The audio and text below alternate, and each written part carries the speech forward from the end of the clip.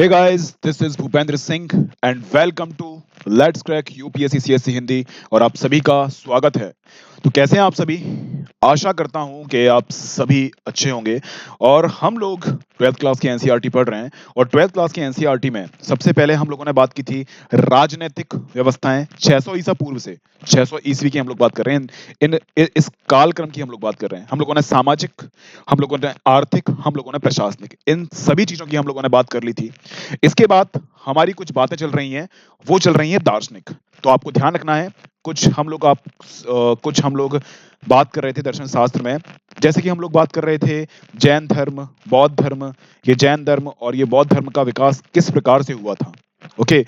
और किस प्रकार की जो परंपराएं विद्यमान थी वैदिक साहित्य में, वैदिक काल में, उत्तर वैदिक काल में किस प्रकार से रूढ़िवादी चीजें जुड़ चुकी थी। इन सभी की वजह से आपका बौद्ध धर्म और जैन धर्म का विकास हुआ था। आप सभी इस बात को जानते हैं और हम ये सभी बातें पढ़ चुके हैं। ओके, चलिए तो हम आगे स्टार्ट करते हैं। हम लोग बौद्ध धर्म की बात कर रहे थे। कुछ इंट्रोडक्शन कल हम लोगों ने स्पेशल क्लास में पढ़ लिया था कि बौद्ध धर्म का विकास किस प्रकार से हुआ था और बौद्ध धर्म आगे कैसे बढ़ा था, कैसे जो है आपकी शिक्षा जो है बौद्ध धर्म की कहाँ कहाँ तक फैली थी। इन सब की बात हम लोग कर चुके हैं। आगे हम लोग लेक्चर को कंटिन्यू करते हैं और आगे हम लोग देखते हैं किस प्रकार से जो है इसमें नई नई चीजें जुड़ती हैं। आप सभी जानते हैं, देखो एमबीपीएससी ओ सॉरी यूपीएससी का जो प्रीलिम्स का पेपर होता है, इसमें बौद्ध धर्म से संबंधित क्वेश्चन आपके आते हैं, चाहे मेंस हो चाहे प्रीलिम्स हो। मैक्सिमम हर साल देखा गया है कि आपके क्वेश्चन आते ही आते हैं। तो ध्यान रखना है, ये आपके लिए काफी महत्वपूर्ण टॉपिक है। और आप सभी जानते हैं हम लोग पढ़ रहे हैं एनसीईआरटी और एनसीईआरटी में से डायरेक्ट क्वेश्चन आपके बन जाते हैं। ओके, तो चलिए हम लोग अब आगे बात करते हैं और देखते हैं कौन कौन सी बातें यहां पर आपके लिए महत्वपूर्ण हैं। चलिए, तो आप सभी लोग जानते हैं आपका पेपर अब आने वाला है। प्रीलिम्स के अब 6 महीने बचे हुए हैं, तो आपके लिए अनअकैडमी एक अच्छा प्लेटफॉर्म साबित हो सकता है। जैसे ही आप अनअकैडमी को ज्वाइन करोगे, आप एजुकेटर के साथ एंगेज हो सकते हैं। आप उनके साथ जो है अपने डाउट क्लियर कर सकते हैं। आपको वीकली और मंथली बेस पर मॉक टेस्ट मिलेंगे। आपको सिलेबस के अकॉर्डिंग सारा स्ट्रक्चर्ड कोर्स मिलेगा। अनलिमिटेड एक्सेस आपको मिल जाएगा। यहाँ पर आप देख सकते हैं, सिंपली आपको प्ले स्टोर से अनअकैडमी लर्निंग ऐप डाउनलोड करना है और आपको यूपीएससी सीएससी पे क्लिक करना है। ये कुछ बातें मेरे बारे में है। जो भी नए स्टूडेंट हैं जो जानते नहीं हैं मेरे बारे में, तो वो देख सकते हैं टेलीग्राम @भूपेंद्र सिंह दिनकर। और आप मुझे भूपेंद्र सिंह दिनकर के नाम से फॉलो कर सकते हैं, जिससे मेरी क्लास के नोटिफिकेशन आपको मिल जाए। आपको केवल मैं नहीं पढ़ाऊंगा ना अकेडमी पर, जो सभी एजुकेटर हैं इंग्लिश मीडियम हिंदी मीडियम, सभी एजुकेटर आपको एक्सेस करने को मिल जाएंगे एक सिंगल सब्सक्रिप्शन से। तो आप अपने हिसाब से पढ़ सकते हैं कि जैसे हिस्ट्री मुझे इसकी समझ में नहीं आ रही है तो आप दूसरे टीचर पर स्विच कर सकते हैं। ऐसा ऑप्शन आपको ऑफलाइन क्लासेस में देखने को नहीं मिलेगा। यहाँ पर लगभग 15,519 कोर्स अवेलेबल हैं। तो आप देख सकते हैं, लाइव भी होते हैं, रिकॉर्डेड भी होते हैं, अपडेट होते रहते हैं हमेशा। तो आप इस हिसाब से कोर्स को ज्वाइन कर सकते हैं। आपके पास दो ऑप्शन है, प्लस और आइकॉनिक। प्लस में आपको जो है पर्सनल कोच नहीं मिलेगा और आइकॉनिक में आपको पर्सनल कोच मिलेगा और अनेक सुविधाएं आपको मिलती हैं। ऑब्वियसली इसमें आप 1 साल 2 साल 3 साल आप देख सकते हैं। 1 साल की जो फीस है 49,500, इसमें आप बीएस लाइव डिस्काउंट कोड का यूज करोगे तो 44,550। 2 साल का जो कोर्स है 72,000 का, इसमें बीएस लाइव कोड का यूज करोगे तो 64,800 आपकी फीस हो जाएगी। 3 साल का कोर्स है 90,000 और ये 81,000 में आपको मिल जाएगा। बीएस लाइव रेफरल कोड का यूज करोगे, हर किसी में आपको 10% का डिस्काउंट मिलेगा। 1 साल की फीस है आइकॉनिक की, वो है 69,500। यहाँ पर आपको जो है 10% का डिस्काउंट मिलेगा और आपकी जो फीस है वो हो जाएगी 62,550। ओके, यहाँ पर 2 साल की जो फीस है आइकॉनिक की वो 1,07,000 है। यहाँ पर भी आप बीएस लाइव कोड का यूज करोगे तो इंस्टेंटली आपको 10% का डिस्काउंट मिल जाएगा और आपकी फीस 96,300 हो जाएगी। और 3 साल का कोर्स आप जानते हैं 1,41,000 और यहाँ पर आप फिर से बीएस लाइव कोड का यूज करोगे तो इंस्टेंटली आपको 10% का डिस्काउंट मिल जाएगा और आपकी फीस 1,26,900 हो जाएगी। यहाँ पर आप चाहो तो ऑप्शनल भी ले सकते हो, केवल और केवल ऑप्शनल। ऑप्शनल के लिए आपकी फीस 1 साल की है 27,500, 10% का डिस्काउंट मिलेगा 24,750 में आपको मिल जाएगी। 24,000 सॉरी 24 मंथ का आपका सब्सक्रिप्शन है 40,000 का, ये आपको 36 में पड़ जाएगा। और 3 साल का है वो 50,000 का है, और इसमें भी आप BS लाइव कोड का यूज करोगे तो 45,000 का आपको मिल जाएगा। यहाँ पर कुछ कंपटीशन एग्जाम भी चल रहे हैं, आप इनको दोगे तो जो फर्स्ट आने वाला है उसको एप्पल मैकबुक और एप्पल आईपैड मिनी मिलेगा, सेकंड वाले को, थर्ड वाले को एप्पल एयरपोर्ट, और टॉप 100 रैंकर्स को कुछ अमेजोन वाउचर मिलेंगे 1,000 के। ओके, तो आप इनको देख सकते हैं। आप यहाँ पर अब आपके 6 महीने बचे हुए हैं, अब 6 महीने प्रीलिम्स के हैं, तो आपको एक सिस्टमेटिक तैयारी करने की जरूरत है। और अनअकैडमी पर एक बैच लॉन्च हुआ है, इसमें सभी जो एजुकेटर हैं, टॉप एजुकेटर हैं, आप देख सकते हैं मृणाल पटेल सर, इकोनॉमिक्स में महारत हासिल है इनको। ओके, ऐसी पॉलिटी में आप देख सकते हैं। तो आप इस कोर्स को ले सकते हैं, कंप्लीट आपका सिलेबस होगा प्रीलिम्स का, प्रीलिम टेस्ट सीरीज भी आपको इसमें मिलेगी, PDF मटेरियल आपको, स्ट्रक्चर्ड शेड्यूल, और आपको डाउट क्लियरिंग सेशन, सब कुछ मिलेगा आपको इंडिया के टॉप एजुकेटर के साथ। अगर आप 6 महीने का प्रीलिम्स देना चाहते हो तो आपके लिए स्पेशल बैच है, आप देख सकते हैं। बाइलिंगुअल है, जिसमें स्टार्ट हो चुका है आपका 14 दिसंबर से। लक्ष्य है प्रॉपर हिंदी का है और इंग्लिश का एक्सपेंडिशन है, तो वो भी स्टार्ट हो चुका है। 2022 के बच्चों के लिए भी आपका देख सकते हैं ये अलग से बैच है, और 2023 वाले बच्चों के लिए भी आपका अलग से बैच है। ये स्पेशल क्लास है मेरी, इसको भी आप ज्वाइन कर सकते हैं, के जोड़ सकते हैं। ये मेरा डिस्काउंट कोड है BS लाइव, इस कोड का आप इस्तेमाल कीजिए। और ऊपर मेरा है टेलीग्राम ग्रुप, इसको आप ज्वाइन कर सकते हैं। चलिए, तो हम लोग अब अपने लेक्चर पर आते हैं और देखते हैं क्या चल रहा है। तो हम लोगों ने इंट्रोडक्शन पढ़ा था बौद्ध धर्म के बारे में, हम लोगों ने कुछ इंट्रोडक्शन पढ़ा था कि सिद्धार्थ जो थे, इनका नाम सिद्धार्थ था, और किस प्रकार से इन्हें संसार रूपी भव सागर से जो आसक्ति थी वो खत्म हो गई जब इन्हें 4 प्रकार के व्यक्तियों को देखा, जिसमें कि वृद्ध, बूढ़ा, बीमार व्यक्ति और एक सन्यासी व्यक्ति। इनने देखा कि सन्यासी व्यक्ति ही खुश है, बाकी सारे के सारे दुखी हैं, इस संसार में दुख है, दुख का कारण है। ओके, और दुख के निदान के लिए इन्होंने बहुत सारे मार्ग बताए, जिसमें कि अष्टांगिक मार्ग आएंगे। तो ये सब चीजें हम लोगों ने पढ़ ली थी, इंट्रोडक्शन हम लोगों ने पढ़ लिया था। अभी हम लोग जो बात कर रहे थे बौद्ध संघ की बात कर रहे थे। ओके, अभी कल हम लोगों ने स्पेशल क्लास ली थी, कल स्पेशल क्लास में मैंने आपको संघ के बारे में बताया था कि जिस प्रकार से एक संगठन होता है, उसी प्रकार से धीरे धीरे बौद्ध धर्म के अनुयायी लोग हैं उनकी संख्या बढ़ने लगी और धीरे धीरे संघ का निर्माण होने लगा। स्टार्टिंग में पुरुष थे इसमें शामिल, केवल और केवल, लेकिन बाद में इसमें कुछ महिलाएं भी शामिल हो गई। ओके, इसको हम लोग बोलते हैं भिक्षुणी। तो भिक्षु और भिक्षुणी नाम से जो है इनको संबोधित किया जाता है। ओके,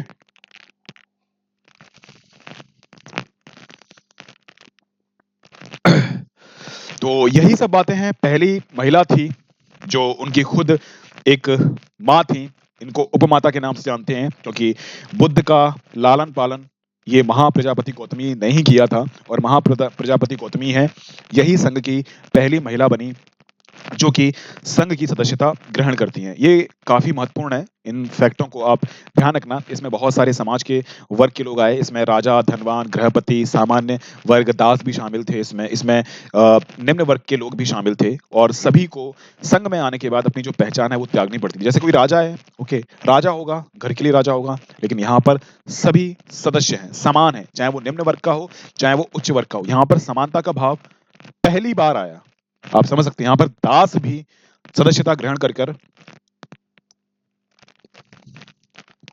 संघ के सदस्य बन सकते थे। ओके, ध्यान रखना, मैंने कहा था कि यहाँ पर जो भी डिसीजन होता है, जो भी निर्णय होता है, वो एक मत यानी कि बहुमत के माध्यम से होता है। जैसे कि मान लीजिए कि कुछ संघ के नियम बनाए गए, अगर बहुसंख्या जो है, बहु सदस्य जो है, अगर सहमत हैं तब जाकर उस नियम को पारित किया जाएगा, वरना पारित नहीं किया जाएगा। जिस प्रकार से हमारे लोकसभा में और राज्यसभा में होता है ना, बहुमत से कोई विधेयक पारित होता है, उसी प्रकार से यहाँ पर भी ऐसे ही विधेयक पारित होते थे, यानी कि नियम। बात अलग है, शब्द चेंज हो जाते हैं, लेकिन प्रक्रिया तो वही होती है ना। ध्यान रखना कि बुद्ध का जन्म हुआ था तब भी, सॉरी, बुद्ध को जब ज्ञान की प्राप्ति हुई थी तब भी बहुत स्पीड से बौद्ध धर्म के अनुयायी बढ़ रहे थे, और बौद्ध धर्म, सॉरी, बुद्ध की जो मृत्यु हुई थी और मृत्यु के बाद भी बौद्ध धर्म काफी तेजी से बढ़ा। क्योंकि आप सभी लोग जानते हैं, क्योंकि बौद्ध धर्म ने बहुत सिंपल धर्म बनाया, और बौद्ध धर्म में कहा गया था कि आपको किसी भगवान को मानने की जरूरत नहीं है, आपको किसी वर्ग विशेष की सेवा करने की जरूरत नहीं है मोक्ष की प्राप्ति के लिए। ओके, आप चाहो तो अपने कर्मों के माध्यम से मोक्ष की प्राप्ति कर सकते हैं। तो निम्न वर्ग के लोग जो कि काफी संख्या में मौजूद थे, जो कि एक शोषित वर्ग थे, जो कि उच्च जाति के लोगों का उच्च जाति के लोगों के द्वारा शोषित हो रहे थे। आपने देखा होगा निम्न वर्ग के लोग शूद्र। ओके, तो उन्होंने बहुत जल्दी जो है बौद्ध धर्म को अपनाना स्टार्ट किया। इसी प्रकार से क्षत्रिय लोगों ने भी समर्थन दिया, क्योंकि बौद्ध धर्म यानी कि जो आपके महात्मा बुद्ध थे वो खुद एक राजा थे। तो बहुत सारे क्षत्रिय लोगों ने भी इनको सपोर्ट किया, उन्होंने भी बौद्ध धर्म को धारण किया। कुछ विदेशी शासक आए, उन्होंने भी बौद्ध धर्म को अपनाया, जैसे कुषाण की हम लोग बात करें। तो बौद्ध धर्म बहुत सिंपल था, प्रैक्टिकल था, और आम जनता की भाषा में उपदेश देता था। आम जनता के हृदय से जुड़ा हुआ धर्म था। जैसे कि हम लोग बात करें ब्राह्मण धर्म, जिसमें कि वैदिक ग्रंथ संस्कृत भाषा में लिखे गए हैं, बहुत सारे लंबे लंबे श्लोक हैं। ओके, तो ये सभी चीजें मतलब आम जनता को समझ में आती नहीं थी, बस अपना रहे थे। उनके पास ऑप्शन नहीं था ना, अब उनके पास ऑप्शन है। उनको मोक्ष प्राप्ति का ऑप्शन मिल गया।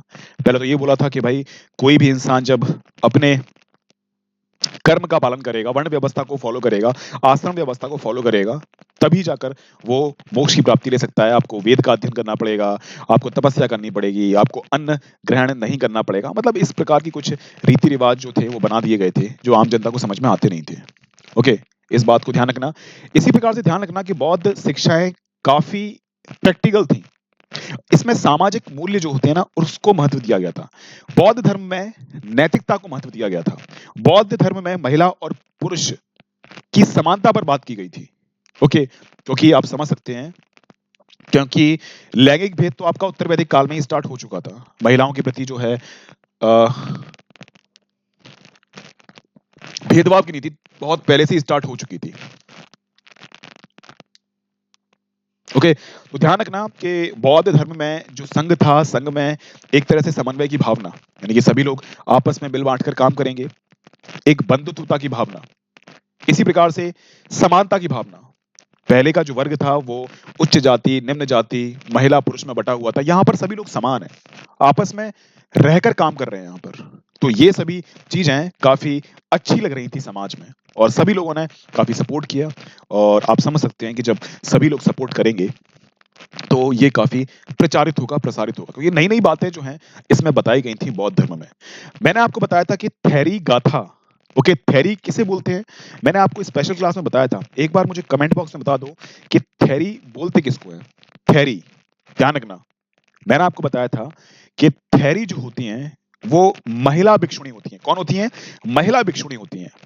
ओके, इन्हीं को हम लोग थेरी बोलते हैं। गाथा का मतलब, अभी कविताओं के माध्यम से देखो, ऐसी महिला, थेरी का मतलब आप समझ लो, ऐसी महिला जिसको निर्वाण की प्राप्ति हो चुकी है, वो बौद्धि सॉरी ऐसी महिला जिसको निर्वाण की प्राप्ति हो चुकी है, यानी कि मोक्ष की प्राप्ति उसको हो चुकी है, अब वो संसार से सभी लोगों को मोक्ष की प्राप्ति दिलवाना चाहते हैं।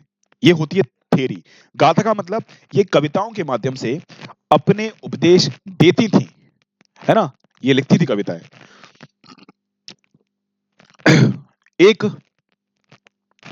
ये थेरी गाथा है, ये एक सुत पीटक है, उसका एक हिस्सा है। मैंने आपको बताया था सुत पीटक, विनय पीटक, अभिधम्म पीटक, ये सभी बौद्ध धर्म के बहुत ही महत्वपूर्ण ग्रंथ हैं। इसके माध्यम से हमें बौद्ध धर्म के बारे में सीख मिलती है कि बौद्ध धर्म वाकई में था क्या, किस प्रकार की परंपराएं वहां पर मौजूद थी, क्या वो फॉलो करते थे, किस प्रकार के संघ के नियम थे। सारी की सारी जानकारी हमें इन बौद्ध ग्रंथों के माध्यम से मालूम चलती है। और ध्यान रखना, ये जो थेरी गाथा है ये सुत पीटक का एक हिस्सा है, और इसे एक भिक्षुणी ने बनाया है। ओके,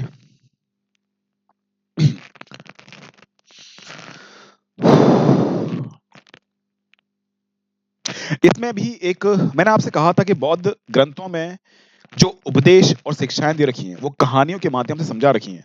कहानी कुछ बता रखी है और कहानी के माध्यम से कुछ उपदेश दिए गए हैं। इसी प्रकार से ये जो थेरी गाथा है इसमें एक कहानी है। ओके, इसमें महिलाओं के सामाजिक और आध्यात्मिक जो अनुभव है उसके बारे में जानकारी हमें मिलती है कि उसका समाज में किस प्रकार से उसकी प्रतिष्ठा थी। ओके, ओके, समाज में महिलाओं की भागीदारी किस प्रकार की थी। तो एक कहानी हम लोग देखते हैं। एक पुन्ना नाम की एक दासी अपने मालिक के घर के लिए प्रतिदिन सुबह नदी का पानी लाने जाती थी। कौन थी? एक पुन्ना नाम की एक दासी थी। अब देखो, हम लोग इस कहानी के माध्यम से कुछ निष्कर्ष निकालेंगे। ध्यान रखना, नई एनसीईआरटीज में आपको कहानी बहुत मिलेंगी, बोरिंग चीजें नहीं लगेंगी आपको। जैसे कि हम लोगों ने समाज के बारे में जब पढ़ा था, तब हम लोगों ने महाभारत के बहुत सारी घटनाओं का वर्णन किया था। उस घटनाओं के माध्यम से हम लोग तत्कालीन समय के समाज को समझने का प्रयास कर रहे थे। ध्यान रखना, पुन्ना नाम की एक दासी थी जो अपने मालिक के लिए मालिक के घर के लिए प्रतिदिन सुबह सुबह नदी का पानी लेकर आती थी। वहां हर दिन एक ब्राह्मण को स्नान कर्म करते हुए देखती थी। एक दिन उसने ब्राह्मण से बात की। निम्नलिखित पद की रचना पुन्ना ने की थी, जिसने ब्राह्मण से उसकी बातचीत का वर्णन किया है। ध्यान रखना, अपने मालिक के लिए जल भर के लेके आती थी वो, एक ब्राह्मण को रोज देखती थी जो कि स्नान करते थे। अब ब्राह्मण और पुन्ना के बीच में कुछ बातें होंगी, और इन बातों के बारे में हम लोग निष्कर्ष पर पहुंचेंगे कि हमें क्या शिक्षा मिलती है। मैं जल लेने जाने वाली हूँ, कितना भी ठंड हो, कितनी भी ठंड हो, मुझे पानी में उतरना ही है। सजा के डर से या ऊंचे घरानों की स्त्री के कटु वाक्यों के डर से। हे ब्राह्मण, तुम्हें किसका डर है जिससे तुम जल में उतरते हो? तुम्हारे अंग ठंड से कांप रहे हैं। ऐसा सवाल पूछती है पुन्ना कि मेरी तो मजबूरी है, मैं तो नौकरानी हूं, मैं तो दासी हूं, मुझे तो अपने मालिक के लिए पानी लेकर आना ही पड़ेगा। मेरी मजबूरी है, या फिर मुझे डांट पड़ेगी, या फिर मुझे मारा पीटा जाएगा। ये तो मेरा कर्म है, करना पड़ेगा।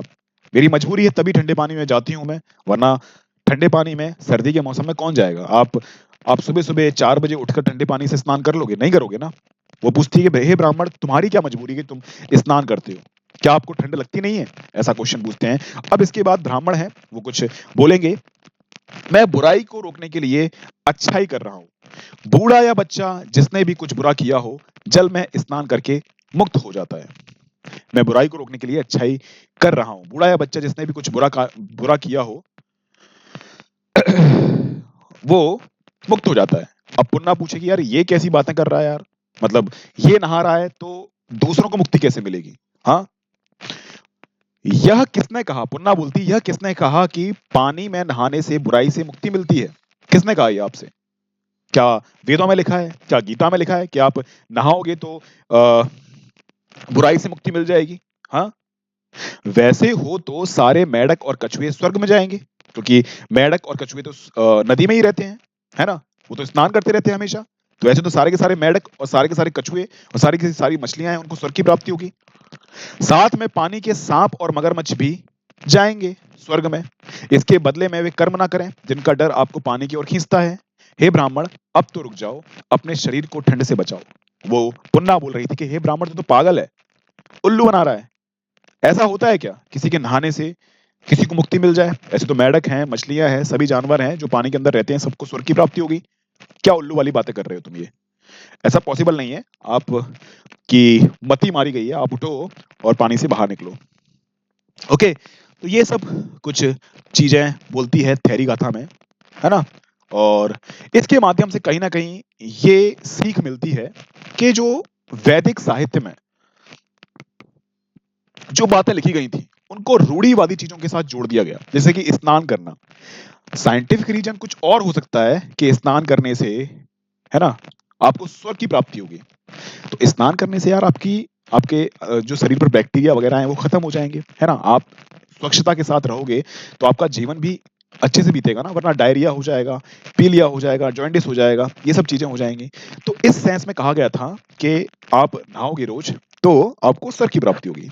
अब इनने रूढ़िवादी चीजें बना ली, गंगा के जल से स्नान करो तब आपको स्वर्ग की प्राप्ति हो जाए। गंगा के जल से नहाने नहाने जाने वालों की संख्या बहुत ज्यादा है ना, आप देखते होंगे कि गंगा के जल से अगर किसी ने नहा लिया तो उससे स्वर्ग की प्राप्ति होगी।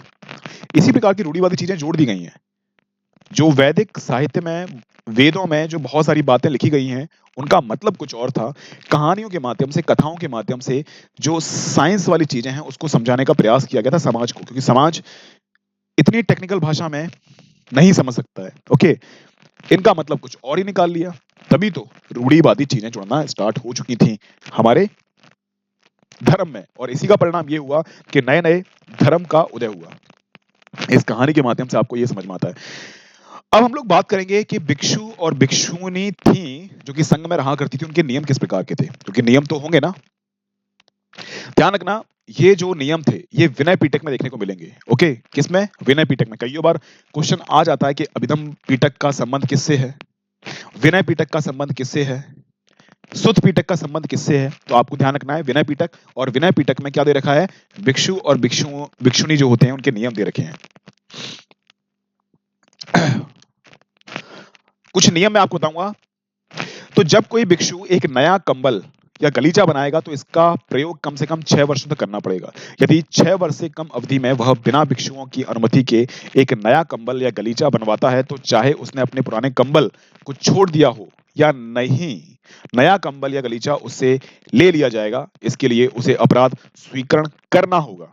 यानी कि एक बार अगर आपने कोई कंबल यूज किया तो आपको 6 वर्षों तक करना ही पड़ेगा उसको यूज। अगर मान लीजिए कि आपके सगे संबंधी आते हैं, वो नया कंबल आपको दे जाते हैं, तो भी आपसे वो कंबल छीन लिया जाएगा। कुछ इस प्रकार के नियम थे, जिससे कि समानता है ना। क्योंकि देखो, जो अमीर लोग हैं वो तो अफोर्ड कर लेंगे, गरीब लोग अफोर्ड नहीं कर पाएंगे ना कंबल को। क्योंकि संघ के नियम यही तो बताते हैं, संघ में समानता होना बहुत जरूरी है। आपने देखा होगा स्कूल की कुछ ड्रेस होती है ना, वो ड्रेस को पहनना ही पड़ेगा क्योंकि एक समानता का भाव आए। वरना गरीब बच्चे हैं वो अच्छे कपड़े नहीं पहन पाएंगे, गरीब जो अमीर बच्चे हैं वो अच्छे अच्छे कपड़े पहन पाएंगे। तो कहीं ना कहीं जो अमीर और गरीब के बीच में जो खाई है वो बढ़ती जाएगी। ओके, तो स्कूल की ड्रेस भी इसी वजह से जो है सिलवाई जाती है। ओके, तो संघ के नियम से आपको समझ में आया कि कंबल आपको यूज करना पड़ेगा 6 साल तक। इसके अलावा गृहस्थ वाले लोगों के लिए, यदि कोई भिक्षु किसी गृहस्थ के घर जाता है और उसे टिकिया या पके हुए अनाज का भोजन दिया जाता है, तो यदि उसे इच्छा हो तो वो 2 या 3 कटोरा भर ही स्वीकार कर सकता है।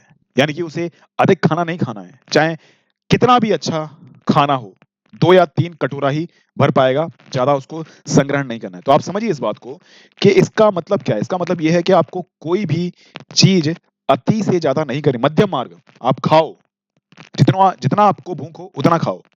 ये कुछ नियम थे जो बताते हैं कि अधिकता से ज्यादा आपको कुछ भी ग्रहण नहीं करना है।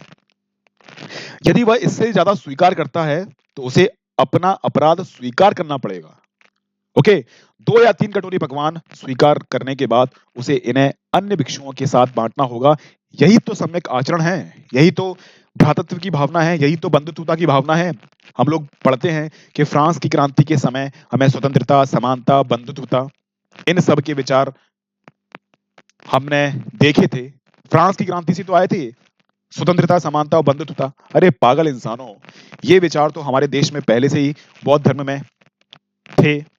संघ के नियम थे, संघ के नियम में भी यही तो चीजें थी कि आपको जो भी मिले उसे मिल बांट के खाना है, समानता, स्वतंत्रता।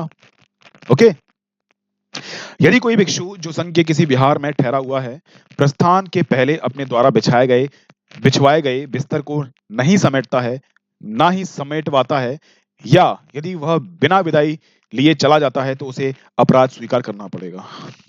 ऐसे छोटे मोटे नियम थे, रोजमर्रा की जिंदगी से संबंधित थे, और ये काफी महत्वपूर्ण थे क्योंकि नियम, कायदे, कानून से ही तो आप अनुशासित होते हो। देखो, अगर आपको यूपीएससी पास करना है तो यूपीएससी के लिए सबसे महत्वपूर्ण बात यह है कि आपको अनुशासित रहना पड़ेगा। यदि आप अनुशासित रहते हो तो आपको लक्ष्य की प्राप्ति होगी। अगर आप अनुशासित नहीं रहते हो तो आपको लक्ष्य की प्राप्ति नहीं हो पाएगी। जिंदगी में ध्यान रखना, अनुशासित होना बहुत जरूरी है किसी भी लक्ष्य की प्राप्ति के लिए। एक महत्वपूर्ण सूचना है, अभी प्रीलिम्स के कुछ ही महीने बाकी हैं और आपको यहाँ पर जो है अगर ढंग से तैयारी करनी है तो 6 महीने का हमारा बैच लॉन्च हो चुका है। ओके, ये 15 तारीख से, तो आप इसको ज्वाइन कर सकते हैं। ये स्पेशल प्रीलिम्स के लिए ही फोकस रहेगा। कंप्लीट सिलेबस होगा, प्रीलिम टेस्ट सीरीज भी होगी।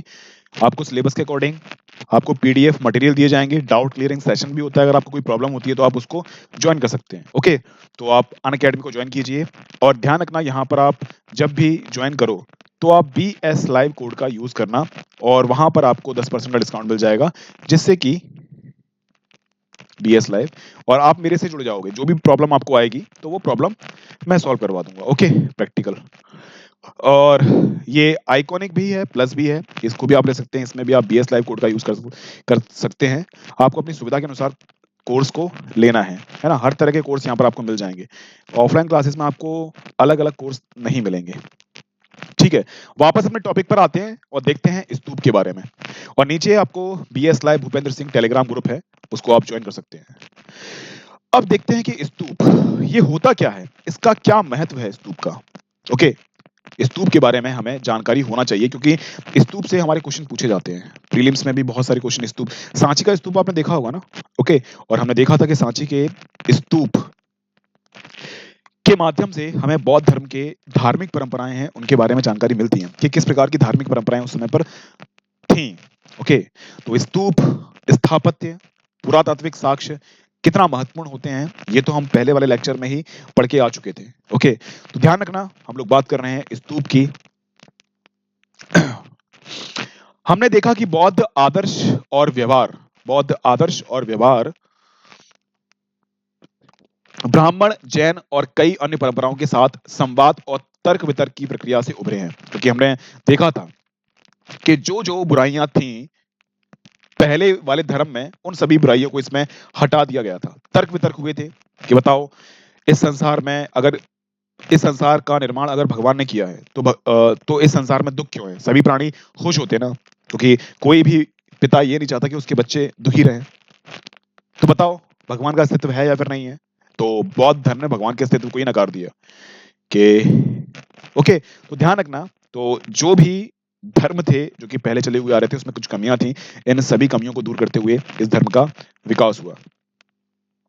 इनमें से बहुत सारे ऐसे आपके परंपराएं हैं, बहुत सारे ऐसे तर्क वितर्क हैं जो इन ग्रंथों में देखने को नहीं मिलते। क्योंकि आप सभी जानते हैं ना, बुद्ध के उपदेश पहले आए थे, बुद्ध ने उपदेश पहले दिए थे। उसके बाद जब बुद्ध की मृत्यु हुई थी, तब इनके उपदेश को एक किताब में संकलित किया गया था। तो बहुत सारी चीजें ऐसी थी जो कि लिखी नहीं गई हैं, है ना। कुछ चीजें छूट जाएंगी ना। जैसे कि मैं आपको कुछ बातें बता रहा हूँ, अभी आपको मैं कुछ बातें बता रहा हूँ। अगर आप 2 दिन के बाद इसको लिखने बैठोगे कि सर ने कौन कौन सी बातें बताई थी, तो आप बहुत सारी बातों को छोड़ दोगे ना। और कुछ बातें ऐसी होंगी जो आप नहीं जोड़ दोगे, जो मैंने कही भी नहीं है। तो इसी प्रकार से बहुत सारी जो बातें हैं जो बुद्ध के द्वारा दी गई हैं, इसमें लिखी नहीं है। ओके ओके, तो कुछ चीजें हमें साहित्यिक स्रोत से मालूम चलती हैं, ग्रंथों के माध्यम से मालूम चलती हैं, और कुछ चीजें हमें पुरातात्विक स्रोत हैं, जैसे कि हम लोग बात करें स्तूप की बात करें, अभिलेख की बात करें, सिक्कों की बात करें, मनकों की बात करें, इनके माध्यम से हमें मालूम होती है। तो हम लोग साहित्यिक स्रोत और पुरातात्विक स्रोत दोनों को जब जोड़ देते हैं तो हमारे इतिहास की प्रक्रिया शुरू होती है। हमें सही सही घटनाओं के बारे में समझ में आता है। ध्यान रखना, कुछ लोग जो थे प्राचीन समय में, वो कुछ स्थानों को पवित्र मानते, जैसे कि बुद्ध ने पहली बार वहां उपदेश दिए होंगे तो उसको पवित्र मान लिया गया होगा। जैसे कि सारनाथ, बुद्ध की जहां पर मृत्यु हुई होगी तो उसको पवित्र मान लिया होगा। देखा है ना आपने। जैसे कि हम लोग बात करें कि राम भगवान जिस वन में गए थे तो उस वन को पवित्र मान लेते हैं। कृष्ण भगवान की जन्मस्थली, है ना, उसको भी तो हम लोग क्या है, पवित्र मान लेते हैं। कुछ पेड़ होते हैं, जैसे कि मान लीजिए बौद्ध महात्मा बुद्ध ने जहां पर ज्ञान की प्राप्ति की थी, वो वट का वृक्ष था, उसको पवित्र मान लिया, उसकी पूजा करने के लिए जाते हैं। हालांकि अभी जो आप वट का वृक्ष देखते हो, वो वट का वृक्ष जो है, वो वो वाला वट का वृक्ष नहीं है जो बुद्ध भगवान ने जो है वहां पर ज्ञान की प्राप्ति की थी। शशांक एक शासक था, उसने कटवा दिया था, क्योंकि बौद्ध धर्म के प्रति उसकी जो है थोड़ी सी गलत भावना थी। ओके, इसीलिए तो उसके बाद दूसरा एक बंदा आया, उसने वापस उसी जगह पर दूसरा वृक्ष का दूसरा पीपल का पेड़ है वो उगाया था। तो ध्यान रखना, तो बहुत सारी जगह ऐसी होती हैं जो कि पवित्र मानी जाती है। जैसे कि हम लोग बात करें कि कुछ वनस्पति होती हैं, कुछ चट्टानें होती हैं, कुछ प्राकृतिक सौंदर्य वाले आपके पहाड़ होते हैं, ये पवित्र स्थल बन जाते हैं। आपने देखा होगा ना, आपके क्षेत्र में, आपके शहर में कौन सा पवित्र स्थल है, आप मुझे बताओ कमेंट बॉक्स में। तो ध्यान रखना, ऐसे ही कुछ आपके बौद्ध धर्म से संबंधित कुछ आपकी जगह है ना। हम लोग इसे चैत्य बोलते हैं। ये चैत्य जो होते हैं, ये कहीं ना कहीं पूजा ग्रह होते हैं।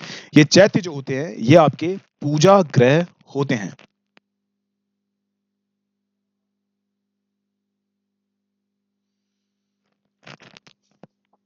यहां पर जैसे मंदिर होते हैं ना, मंदिर मंदिर में हिंदू धर्म से संबंधित पूजा पाठ होता है, जो भी कर्मकांड होते हैं हम लोग मंदिर में तो करते हैं ना, इसी प्रकार से अगर देखा जाए तो चैत्य जो होते हैं, चैत्य पूजा स्थल होते हैं किसके?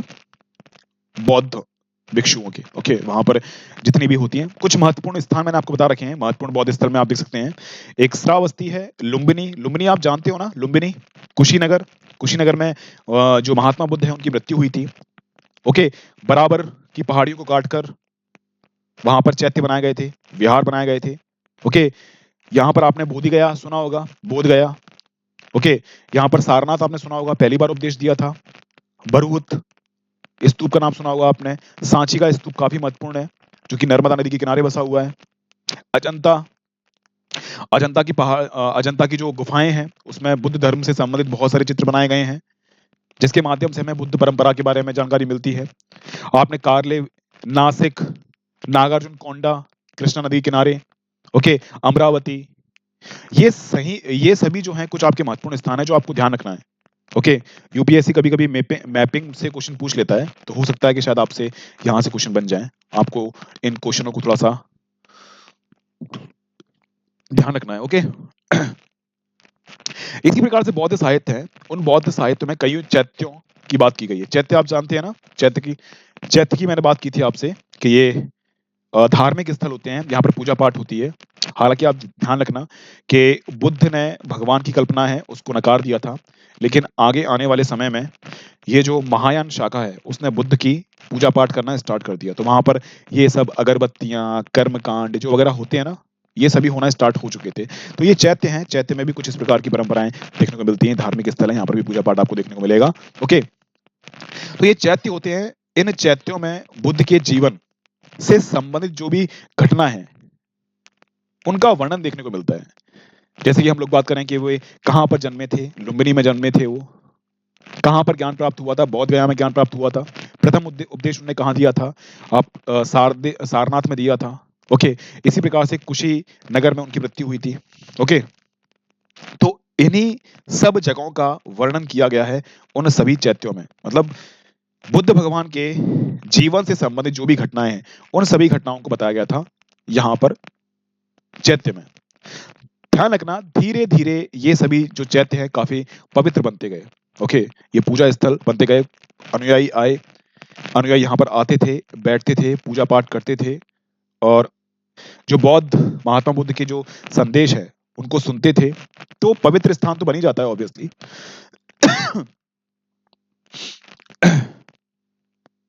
ध्यान रखना, आप जानते हैं इस बात को, बुद्ध के समय से लगभग 200 वर्षों के बाद, बुद्ध के समय से लगभग 200 वर्षों के बाद जो अशोक था, अशोक ने लुम्बिनी की अपनी यात्रा की और याद में एक स्तंभ बनाया। लुम्बिनी में क्या हुआ था मुझे बताओ, लुम्बिनी क्षेत्र किस लिए प्रसिद्ध है? आपको बताना है कमेंट बॉक्स में, आप जानते हैं इस बात को। इसी प्रकार से शवदाह के बाद शरीर के कुछ अवशेष, एक मिनट रुको, कुछ ना कुछ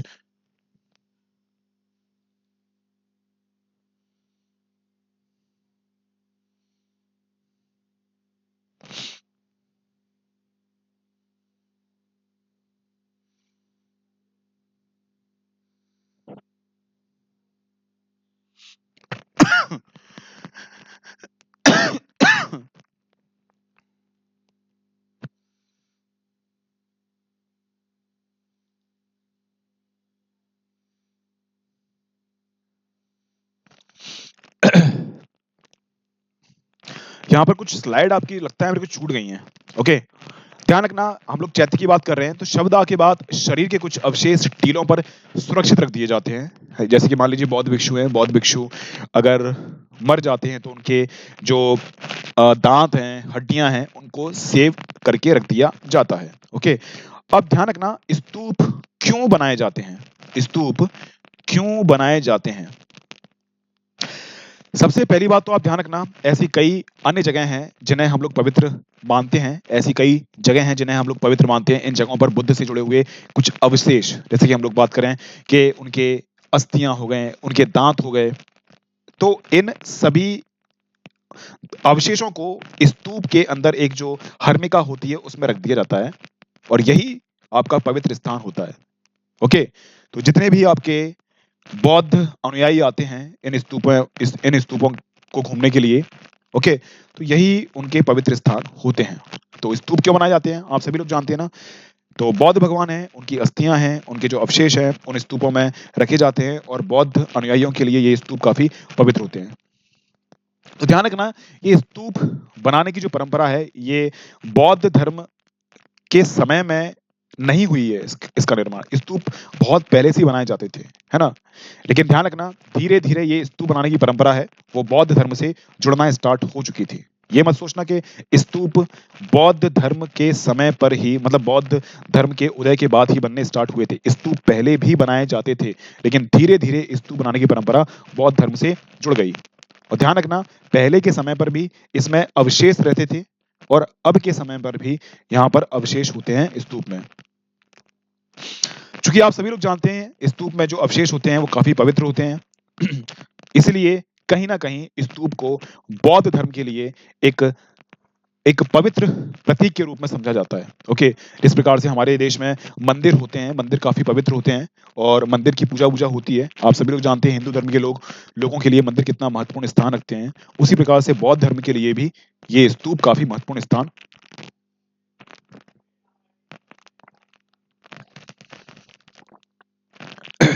ध्यान रखना, एक ग्रंथ है अशोकवदान, अशोकवदान, है ना, एक बौद्ध ग्रंथ है। ऑब्वियसली जब अशोकवदान एक ग्रंथ है तो अशोक के बारे में ही इसमें बात लिखी गई होगी। तो अशोक ने बौद्ध धर्म के लिए क्या काम किया, इस बारे में हमें जानकारी मिलती है अशोकावदान नामक ग्रंथ के अनुसार।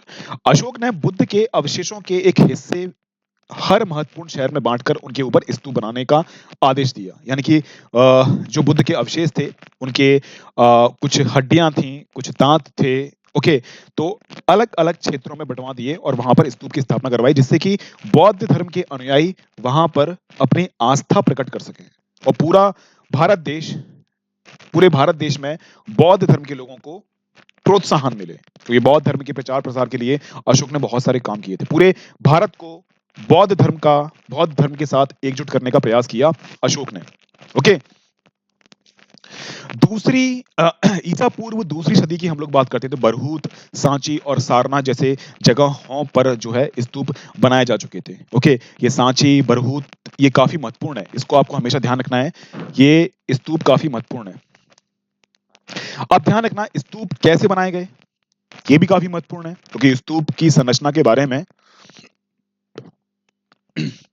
अक्सर आपसे पूछ लिया जाता है। तो स्तूप की वेदिकाओं और स्तंभों पर मिले अभिलेख से इन्हें बनाने और सजाने के लिए दिए गए दान का पता चलता है। क्योंकि आप सभी लोग जानते हैं स्तूप को बनाने के लिए भी विभिन्न प्रकार के राजाओं ने दान दिए थे। ओके, तो उन राजाओं के नाम लिखे होते हैं, कभी कभी राजा होते हैं, कभी कभी व्यापारी होते हैं, कभी कभी कुछ लोग व्यापारी लोग हैं, वो संगठन बनाकर जो है दानवान देते हैं। तो इन दान के माध्यम से वहां पर स्तूप की रचना की जाती है ना, निर्माण किया जाता है। तो वही सब बातें हैं, कुछ लोग दान देते हैं, राजा देते हैं, कभी वो शिल्पकार होते हैं, कभी वो व्यापारी लोग होते हैं। उदाहरण के लिए हम लोग बात करते हैं कि सांची का जो तोरण द्वार है ना, वहां पर हाथी दांत का काम करने वाले शिल्पकारों के दान से बनाया गया था। तोरण द्वार मैंने आपको आर्ट एंड कल्चर में बताया था ना कि स्तूप होता है, स्तूप के आसपास एक वेदिका होती है और वेदिका के जो गेट होते हैं उसी को तो हम लोग तोरण द्वार बोलते हैं। वहां पर काफी सजावट टाइप की चीजें देखने को मिलेंगी आपको वहां पर। ओके, तो ये हैं आपके तोरण द्वार।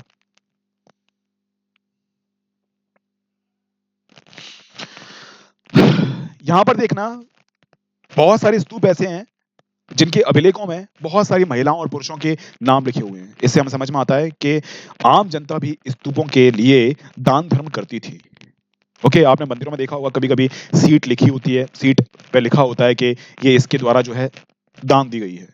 कई वो फैन वगैरह देते हैं। उसी प्रकार से स्तूप के निर्माण के लिए भी बहुत सारे लोगों ने दान दिया। तो ये ऐसा नहीं है कि जो आपके राजा महाराज हैं वही दान धर्म करते थे।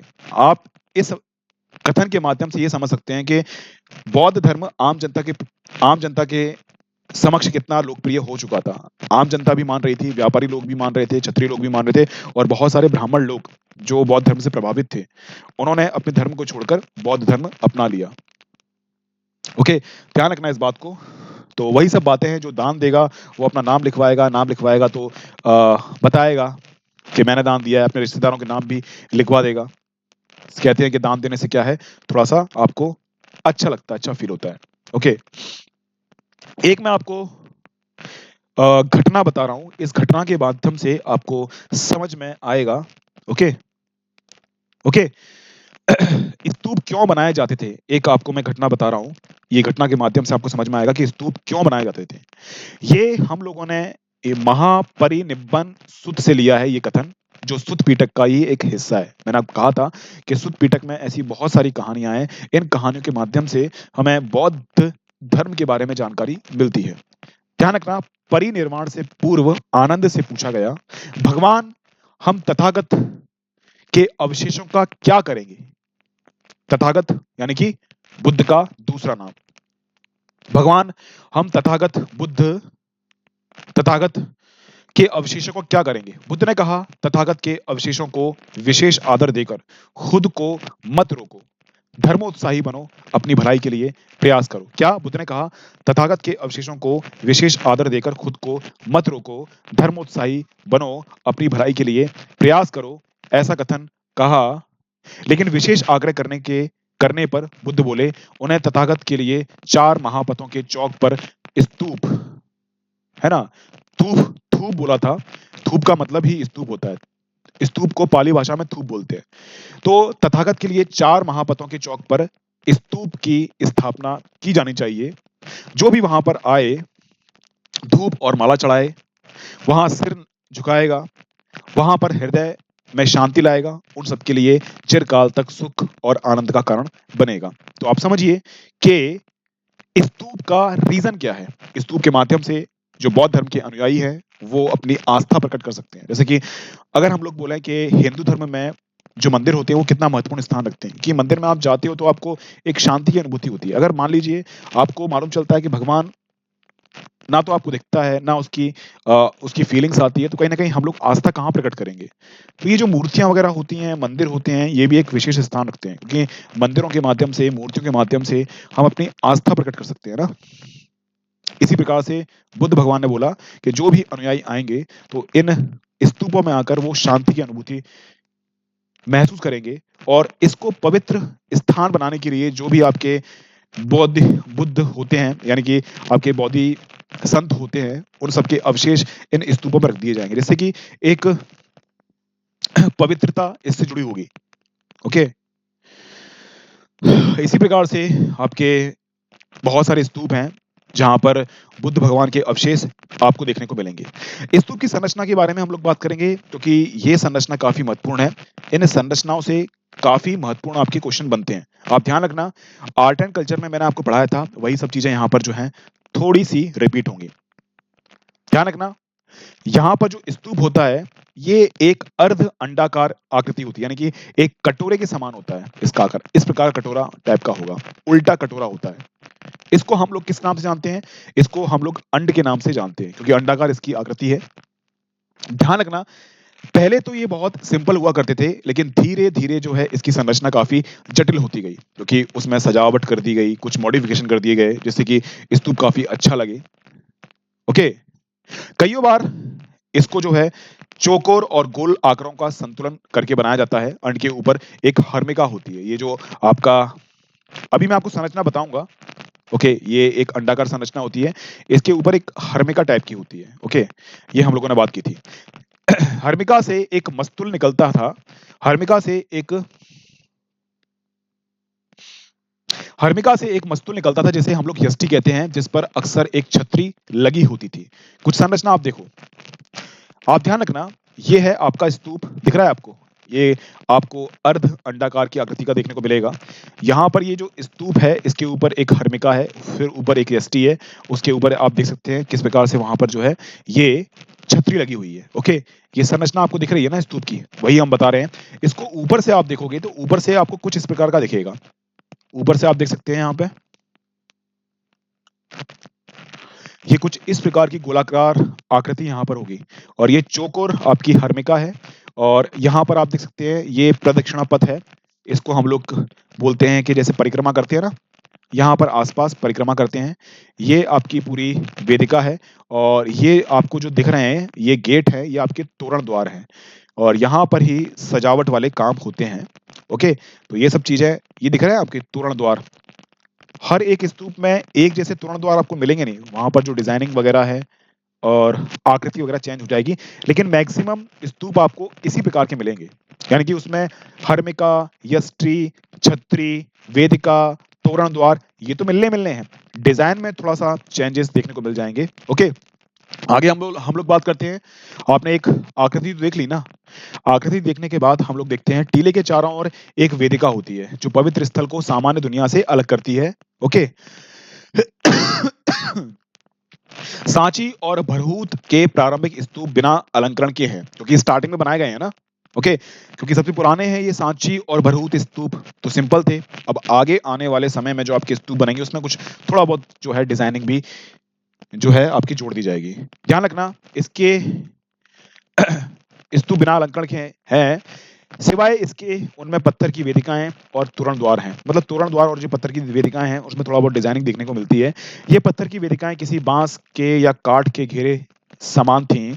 चारों दिशाओं में खड़े तोरण द्वार खूब नक्काशी की गई थी। यानी कि जो आपकी डिजाइनिंग की गई है वो आपकी केवल और केवल तोरण द्वार में की गई है ना। मैंने आपको बताया था ना, तोरण द्वार के बाद माध्यम से आप जो है स्तूप में प्रवेश कर सकते हो और यहाँ पर ही साज सज्जा सजावट अलंकरण सब कुछ यहीं पे ही होगा।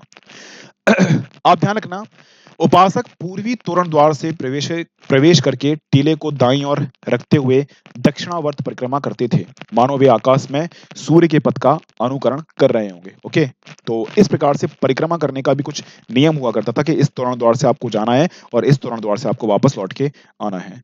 बाद के जो स्तूप आपके बने उसमें अलंकरण, नक्काशी ये बहुत ज्यादा होने लगी क्योंकि बौद्ध धर्म के अनुयायी बहुत बढ़ चुके थे और बौद्ध धर्म के अनुयायियों ने काफी जो है दान धर्म देना स्टार्ट किया। तो ऑब्वियसली जब पैसा आएगा तो ये पैसा आपका दिखाई देगा और उस समय पर शिल्पकार भी काफी बढ़ चुके थे। अब ये शिल्पकार हैं, ये तोरण द्वार में कुछ सजावटी काम करेंगे, नक्काशी करेंगे, तो ये भी अपने आप को थोड़ा सा फील करेंगे कि हम लोगों ने भी धर्म के नाम पर कुछ किया है। जैसे कि आप जानते हैं ना, आप देखते होंगे गुरुद्वारे में, आप जानते हैं वहां पर लंगर वंगर होता है, बड़े बड़े आदमी आते हैं, वो भी काम करवाते हैं उसमें। ओके, तो इसी प्रकार से बहुत सारे कारीगर शिल्पकारी लोग आए, इन लोगों ने जो है स्तूप के निर्माण में एक बहुत बड़ी भूमिका निभाई और इसी प्रकार से स्तूप अब अलंकृत बनना स्टार्ट हो चुके थे, उसमें नक्काशी भी होना स्टार्ट हो चुकी थी। ध्यान रखना, अमरावती और पेशावर, यहाँ पर जो स्तूप हैं इनमें ताक और मूर्तियां उत्कीर्ण करने की कला के काफी उदाहरण मिलते हैं। यहाँ के जो स्तूप है ना, यहाँ के जो तोरण द्वार हैं उनमें मूर्तियों की आकृति उत्कीर्ण की गई थी। जैसे कि आपने देखा होगा ना, खजुराहो के मंदिर आपने देखे होंगे, तो वहां पर जो है मंदिर है, मंदिरों की दीवारों में कुछ उभरती हुई जो मूर्तियां देखने को मिलती हैं, उसी प्रकार की कला यहाँ पर आपको देखने को मिलती है। कहाँ पर? पेशावर और अमरावती के स्तूपों में। वहां पर कुछ मूर्तियों के माध्यम से जो है बुद्ध के जीवन की जो घटनाएं हैं उनको प्रदर्शित किया गया था बाहर, स्तूप के बाहर। तो अमरावती और सांची के स्तूप की हम लोग बात करें तो इनका एक अलग से अपना एक इतिहास है। कुछ स्तूप आप इस प्रकार से देखो, ये स्तूप है, स्तूप की कुछ आकृति है जस्ट ऊपर आप देखो, जो जस्ट मेरे ऊपर है। ओके, तो ध्यान रखना, ये जो सांची का स्तूप है इसका एक बहुत बड़ा इतिहास है। अगर देखा जाए तो सांची के स्तूप के माध्यम से हमें बौद्ध धर्म के बारे में एक बहुत बड़ी जानकारी मिलती है। तो कुछ स्तूप ऐसे हैं जो काफी पुराने हैं, जो कि बहुत पुराने हैं, और इनके माध्यम से हमें बौद्ध धर्म को समझने में और भी सहायता मिलती है। ध्यान रखना,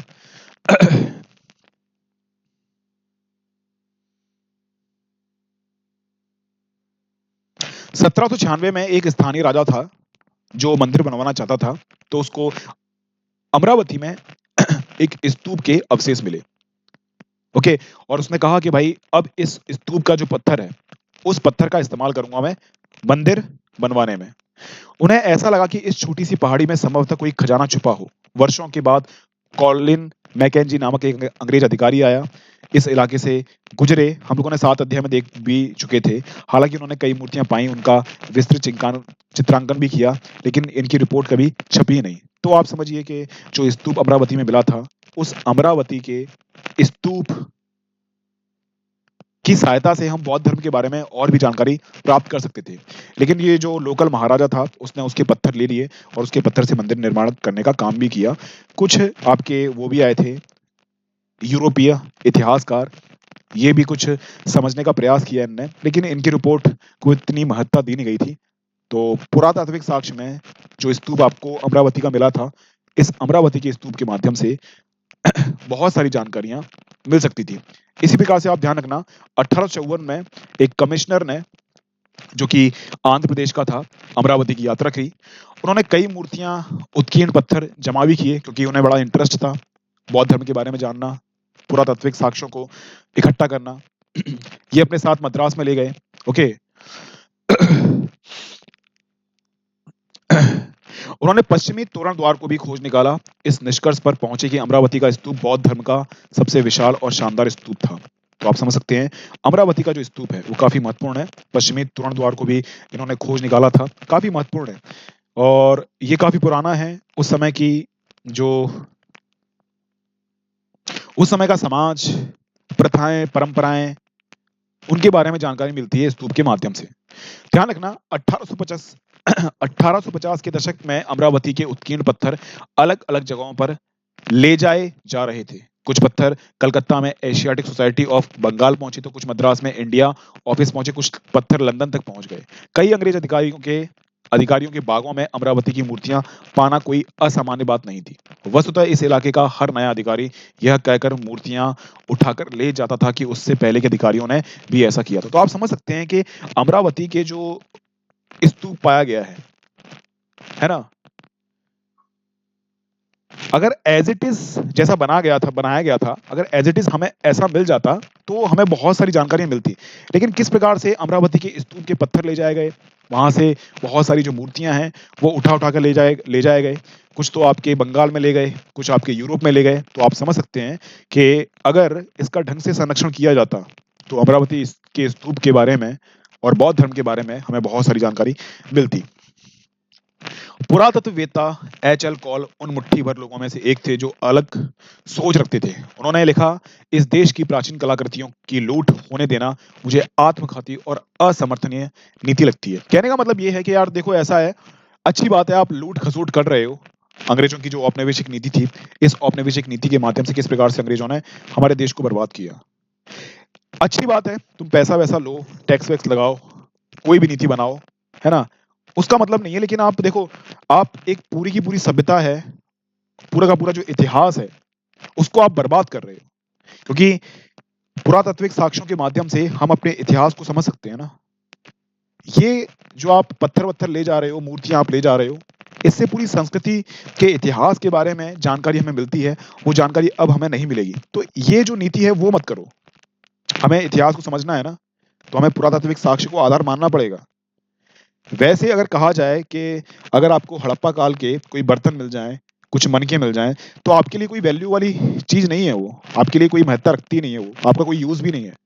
लेकिन मनके, बर्तन, ये सभी चीजें हैं, वो एक इतिहासकार के लिए एक बहुत बड़ी भूमिका रखते हैं, क्योंकि इसके माध्यम से एक पूरे इतिहास को समझने का आधार तय होता है। मैंने आपको बताया था कि इतिहास को जानने के कुछ पुरातात्विक स्रोत होते हैं और कुछ आपके साहित्यिक स्रोत होते हैं। इसी के माध्यम से तो हम लोग इतिहास को पढ़ते हैं, वरना इतिहास को हम लोग कैसे जान पाएंगे। तो ध्यान रखना, अमरावती स्तूप के जो पुरातात्विक साक्ष्य थे, उनकी बहुत ज्यादा जो है लूस खसोट हो गई थी, है ना। ध्यान रखना, उन्होंने कहा था कि भाई ये जो आपके स्तूप वगैरह मिले हैं, इनका वापस से आप संरक्षण कीजिए, वापस में इसमें जो मूर्तियां वगैरह रखी गई थी उसको वापस रिवाइव करो, जिसके माध्यम से हम लोग इसके इतिहास के बारे में समझ सकें। तो आग्रह किया उस अधिकारी ने, कहा कि भाई करना चाहिए ऐसा, वापस संरक्षण करना चाहिए, लेकिन उसकी कोई बात को नहीं माना गया। नहीं माना गया, ध्यान रखना। ओके।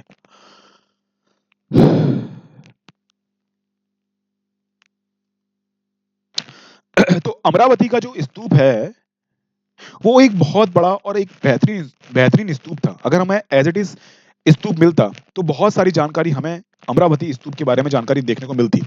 तो अमरावती के स्तूप के संरक्षण की बात उस समय पर अंग्रेजों ने नहीं मानी। तो जो सांची का स्तूप था, सांची के स्तूप के लिए संरक्षण की बात मान ली गई। अब मान लीजिए कि उस समय पर अगर कोई रेलवे प्रोजेक्ट होता, कोई सड़क बनानी होती, तो क्या बोलते? ये स्तूप बीच में आ रहा है, उखाड़ के फेंक दो। अगर मान लीजिए वो तो बच गया किस्मत से, किस्मत से किस्मत से बच गया हमारा जो स्तूप है, वरना रेलवे के विकास होता, अगर कोई पुल ब्रिज वगैरह बनवाना होता तो कहीं ना कहीं ये जो स्तूप है वो नष्ट कर दिया जाता और बौद्ध धर्म से संबंधित एक बहुत बड़ी जो आपकी पुरातात्विक साक्ष्य है वो खत्म हो जाता, क्योंकि बौद्ध धर्म के बारे में जानकारी हमें सांची की स्तूप से और अमरावती की स्तूप से हमें मिलती है। तो आप समझिए, तो अमरावती के स्तूप को संरक्षित नहीं किया गया था, लेकिन सांची के स्तूप को संरक्षित किया गया और सांची के स्तूप के माध्यम से हमें बहुत सारी जानकारी मिलती है। ओके, सांची क्यों बच गया जबकि अमरावती नष्ट हो गया? शायद अमरावती की खोज थोड़ी पहले हो गई थी, क्योंकि उस समय पर स्तूप के महत्व को नहीं समझा गया था।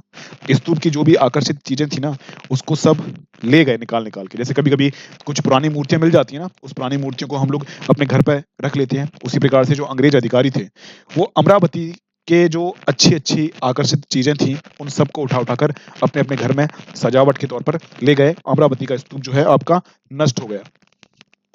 तो अगर अमरावती का स्तूप लेट खोज होता तो शायद हो सकता था कि सांची के स्तूप की तरह इसका भी संरक्षण किया जाता। तो उस समय पर जब अमरावती के स्तूप की खोज हुई थी, इसके महत्व को समझ नहीं पाए थे। ओके, तो इसकी लूट खसोट होना स्टार्ट हो चुकी थी, इसके महत्व को समझ नहीं पाए थे। लेकिन बाद में इतिहासकारों ने इस गलती को सुधारा और सांची के स्तूप की खोज हुई, तो सांची के स्तूप को बराबर तरीके से संरक्षित किया गया था। ध्यान रखना, 1818 में सांची के स्तूप की खोज हुई थी। और ध्यान रखना, उस समय पर भी आपके 3 तोरण द्वार, आप ऊपर देखो, ऊपर आपको दिख रहा है ना, ऊपर ये तोरण द्वार हैं आपके, इसी में सजावट अलंकरण होती है। ध्यान रखना, 1818 में सांची के स्तूप की खोज हुई और 3 तोरण द्वार वहां पर सही खड़े हुए थे और चौथा तोरण द्वार है वो आपका गिरा हुआ था। ओके, देखा जाए तो जो स्तूप का जो ऊपर जो अर्ध अर्धाकार जो आपका स्तूप का जो ढांचा होता है ना, वो भी अच्छी हालत में था। तो ये सुझाव आया कि तुरंत द्वारों को पेरिस या लंदन भेज दिया जाए। मतलब स्टार्टिंग में यह भी विचार था कि तुरंत द्वार काफी अट्रैक्टिव हैं और इन सभी को जाकर जो है लंदन में ले जाया जाए। ओके, लेकिन कुछ ना कुछ रीजन रहा, अंग्रेज जो है थोड़ा सा बिजी हो गए, युद्ध वुद्ध में बिजी हो गए, कुछ प्रशासनिक नीतियों में बिजी हो गए, कुछ जो है अवसंरचनात्मक ढांचे के विकास के लिए थोड़ा सा बिजी हो गए। ओके, तो तभी आपका जो ये स्तूप है, सांची वाला स्तूप, वो बच गया, वहीं की वहीं बना रहा है। लेकिन आप समझिए कि अगर ये स्तूप भी अमरावती के स्तूप की तरह बर्बाद हो जाता, लूट खसोट करके ले जाते ये अंग्रेज लोग, तो हमें बौद्ध धर्म के बारे में जानकारी नहीं मिल पाती, क्योंकि सांची का स्तूप और अमरावती का स्तूप काफी महत्वपूर्ण है बौद्ध धर्म को समझने के लिए। ध्यान रखना, आज भी सांची का स्तूप संरक्षित है, उसके तोरण द्वार वहीं पर हैं, इससे हमें काफी जानकारी मिलती है। अमरावती का स्तूप मैंने आपको बताया था कि सबसे बड़ा आपका स्तूप था दुनिया का। लेकिन अब आप देख सकते हैं किस प्रकार से लूट खसोट हुई, वहां के पत्थर लूट लूट के ले गए अंग्रेज, लोकल लोग, व्यापारी लोग। तो अब अमरावती का स्तूप एक छोटा सा टीला देखने को मिलता है, लेकिन अमरावती का स्तूप जो है आज भी एक बहुत बड़ी महत्वपूर्ण भूमिका रखता है। ध्यान रखना, तो अमरावती का स्तूप जिस प्रकार से खत्म हुआ, तो एक प्राचीन धरोहर हमारी जो है खत्म हो गई, हमारा जो प्राचीन गौरव है वो नष्ट हो गया। अमरावती अमरावती का स्तूप उस समय पर होता, इस समय पर होता, तो बौद्ध धर्म के बारे में हमें और अच्छी तरीके से जानकारी मिल जाती। अभी हम लोग प्रवेश कर रहे हैं किसके बारे में, किस क्षेत्र में? हम लोग आर्ट एंड कल्चर के क्षेत्र में प्रवेश कर रहे हैं। तो हम लोग बौद्ध धर्म से संबंधित जो भी चीजें हैं, इससे पहले हम लोगों ने किसकी बात की थी? इससे पहले हम लोगों ने दर्शन की बात की थी, है ना, जैसे कि बौद्ध धर्म, जैन धर्म, ओके, ब्राह्मण धर्म की बारे में बात की थी। अब कुछ मैं आपको बता रहा हूँ, ये जो चीजें हैं ये आपकी आर्ट एंड कल्चर से जुड़ी हुई चीजें हैं और ये चीजें आपकी काफी महत्वपूर्ण है। एनसीईआरटी में सब कुछ मिक्स कर रखा है, एनसीईआरटी में समाज मिक्स कर रखा है, राजनीतिक, प्रशासनिक, आर्थिक, सब कुछ मिक्सअप कर रखा है। लेकिन आप किताब पढ़ोगे, किताबों में अलग अलग डायमेंशन में इसको बताया हुआ है। और मैंने भी जब आपको इतिहास पढ़ाया था, तो उस इतिहास में मैंने भी आपको अलग-अलग चीज़ों के पार्ट बनाकर ये पढ़ाई थी ये सब चीज़ें। ओके, ध्यान रखना।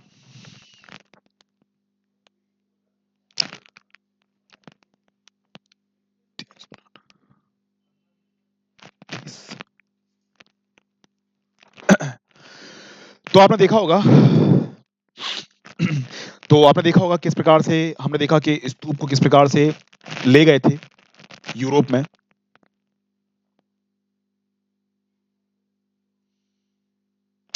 तो स्तूप में रखी हुई चीज़ें थी, पत्थर थे, वो भी ले गए और हमारे देश में जो बची-कुची मूर्तियाँ वगैरह होंगी तो ऑब्वियसली उनको भी तो ले ही जाएँगे ना। वो सब चीज़ें क्यों छोड़ेंगे? जब स्तूप को नहीं छोड़ पा रहे हैं वो, उनके पत्थर को नहीं छोड़ रहे हैं, यूरोप में ले जा रहे हैं, लूट-खसोट कर रहे हैं, तो मूर्तियों को भी ले ही जाएँगे ऑब्वियसली।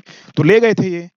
अब आप समझ सकते हैं कि जब मूर्तियों को ले जाएँगे तो एक बहुत बड़ा इतिहास है बौद्ध धर्म का, वो नष्ट हो जाएगा। लेकिन फिर भी हमारे देश में कुछ मूर्तियाँ बची और उन मूर्तियों के माध्यम से हमें जो है कहीं न कहीं जानकारी मिलती है। किसके बारे में? हमें जानकारी मिलती है बौद्ध धर्म के बारे में।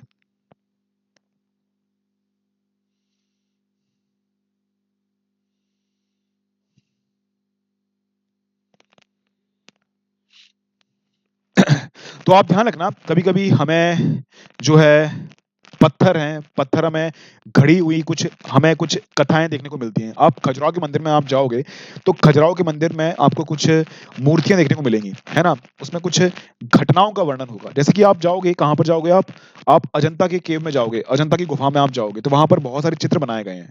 तो चित्रों के माध्यम से बुद्ध के दर्शन को, बुद्ध की शिक्षाओं को और बुद्ध के जीवन से संबंधित जो घटनाएँ हैं, उनके बारे में चित्रण किया गया है। तो उसी प्रकार से जो पत्थर हैं, पत्थर में उत्कीर्णित किया गई थी उनकी घटनाएँ, उनकी शिक्षाएँ, उनके उपदेश।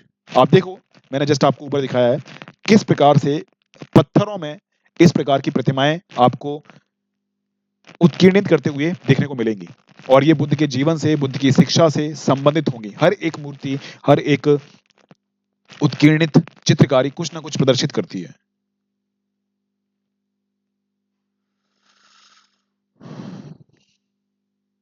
ओके, तो ध्यान रखना आपने देखा होगा कि सांची का स्तूप है और सांची के स्तूप में भी कुछ इस प्रकार की मूर्तियाँ देखने को मिलती हैं। ओके, और सांची के स्तूप में जो ये कथा बनाई गई है, जिसके माध्यम से हमें मालूम चलता है ना? ये आपकी एक जातक है, जिसे हम लोग वैशांतर जातक बोलते हैं, उस ग्रंथ से ये ली गई है। अब ये कहानी हम लोग देखते हैं, ये जो चित्रकारी है, वो किस प्रकार की कहानी प्रदर्शित करती है। तो ध्यान रखना, एक राजकुमार था, वो राजकुमार काफ़ी दानी था और उसने सब कुछ अपना जो है, सब कुछ अपना ब्राह्मण को सौंप दिया और अपने बच्चों को लेकर और अपनी पत्नी को लेकर ये कहाँ चला गया? जंगल में चला गया। ओके, तो इस उदाहरण से हमें ये स्पष्ट जानकारी मिलती है कि कुछ आपके राजा महाराज हुआ करते थे, वो भी संन्यास ग्रहण किया करते थे। ओके, तो ये जो आपकी कथा है, ये जो कहानी है, आपकी स्तूप में छापी गई है। आप समझ सकते हैं कि उस समय पर बौद्ध धर्म कितना आम जनता में फ़ेमस था। बौद्ध मूर्तिकला को समझने के लिए कला इतिहासकारों को बुद्ध के चरित्र लेखन के बारे में समझनी पड़ेगी। बौद्ध चरित्र लेखन के अनुसार एक वृक्ष के नीचे ध्यान करते हुए बुद्ध को ज्ञान की प्राप्ति हुई। कई प्रारंभिक मूर्तिकारों ने बुद्ध को मानव रूप में ना दिखाकर उनकी उपस्थिति प्रतीकों के माध्यम से दर्शाने का प्रयास किया है। तो कुल मिलाकर ये जो आपको पत्थरों पर गड़ी ये जो आपको दिखा रहा हूँ ना, जस्ट ऊपर देख लीजिए। पत्थरों में गड़ी जो आपकी कहानियाँ हैं, इन कहानियों के माध्यम से जो आपके बौद्ध धर्म के लोग हैं, यानी कि बुद्ध के जीवन से जुड़ी हुई घटनाएँ, उनको प्रदर्शित करने का प्रयास किया गया है। ये मैंने आपको कुछ चित्र बताए हैं, इन चित्रों में आप देख लीजिए, कुछ इस प्रकार के सांची का स्तूप है, उसमें इस प्रकार की कुछ घटनाएँ आपको बताई गई हैं। कुछ आपको अभिलेख देखने को मिलेंगे, अभिलेखों में भी कुछ इस प्रकार की जो हैं आपकी कोई घटना है, उसको चित्रित किया गया है और ये सभी जो घटनाएँ हैं, ये सभी जो आपके चित्र हैं, ये जो सभी जो आपकी कहानी है, जो अंकित की गई हैं, ये कहीं न कहीं सुत्त पिटक, विनय पिटक, अभिधम पिटक और जातक से ली गई हैं। ओके, तो मैंने आपको ऊपर दिखाया किस प्रकार से पत्थरों पर इस प्रकार की आकृति उत्कीर्णित की गई थी। ध्यान रखना यहाँ पर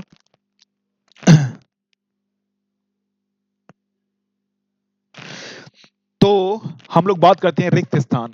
रिक्त स्थान वहाँ पर कुछ आकृति थे उसमें दिखाए गए थे। ये रिक्त स्थान बुद्ध के ध्यान की दशा और स्तूप के महापरिनिब्बान के प्रतीक बन गए। चक्र का भी प्रतीक के रूप में प्राय इस्तेमाल किया गया। देखो मैंने आपको बताया था ना अभी, जस्ट अभी यहाँ देख लीजिए आप, जस्ट अभी आप यहाँ देख लीजिए, एक आपको लेफ्ट हैंड साइड एक चक्र आपको दिख रहा होगा। ये जो चक्र है कहीं ना कहीं जो आपके वो हैं महात्मा बुद्ध हैं, उनके कुछ ना कुछ उपासना के प्रतीक बन गए, और इस प्रकार के चक्र आपको जो है स्तूप में भी देखने को मिलेंगे। ओके, ये जो आपके उपासना के प्रतीक हुआ करते थे, ध्यान रखना कहीं ना कहीं ये जो उपासना के प्रतीक आपके बुद्ध से संबंधित जो भी घटनाएं थी उसके प्रतीक बन गए। जैसे कि हम लोग बात करें कि सारनाथ में पहला उपदेश दिया था बुद्ध ने। ओके,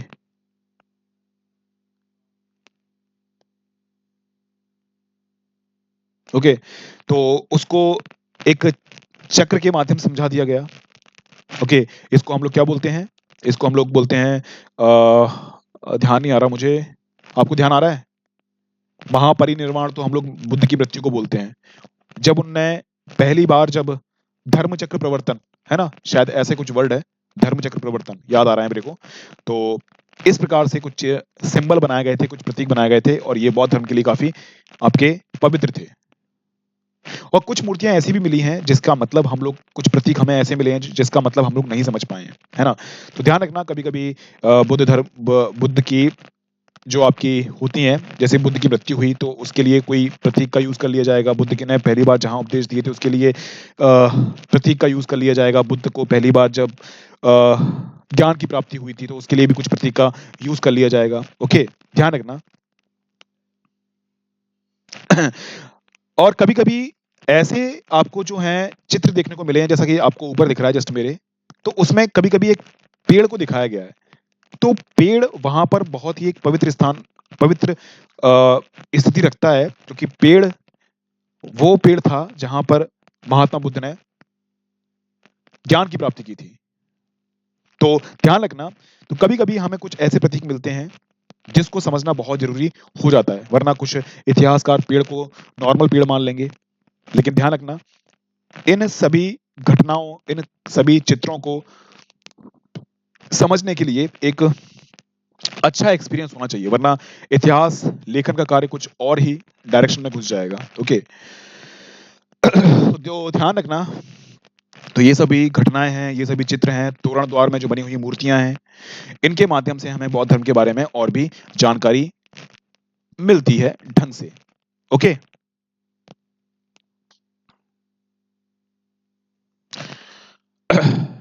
चलो इसके बाद हम लोग बात करेंगे लोक परंपराएं। तो लोक परंपराओं को हम लोग कल करेंगे।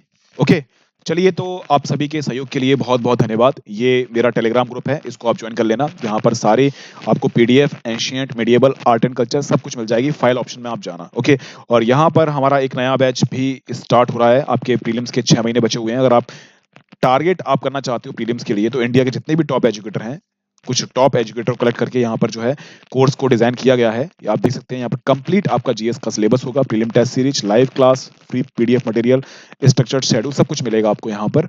ओके, आप चाहो तो अनअकैडमी आइकॉनिक और आप प्लस भी ज्वाइन कर सकते हैं। यहाँ पर आपको बीएस लाइव कोड का यूज करना है। कोई सा भी कोर्स आप लोगे वहां पर आप बीएस लाइव कोड का यूज करोगे तो हर कोर्स में आपको 10% का डिस्काउंट मिलेगा।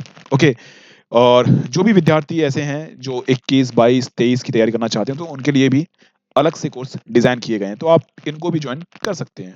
हर एक कोर्स पे आपको जो है 10% का डिस्काउंट मिलेगा। तो आप सभी के सहयोग के लिए बहुत बहुत धन्यवाद। ओके, ये मेरा कोड है, ये मेरा कोड है, डिस्काउंट कोड बीएस लाइव, और ये टेलीग्राम ग्रुप है बीएस लाइव भूपेंद्र सिंह, आप इसको ज्वाइन कर सकते हैं। तो आप सभी के सहयोग के लिए बहुत बहुत धन्यवाद। बचा हुआ लेक्चर है हम लोग कल करेंगे।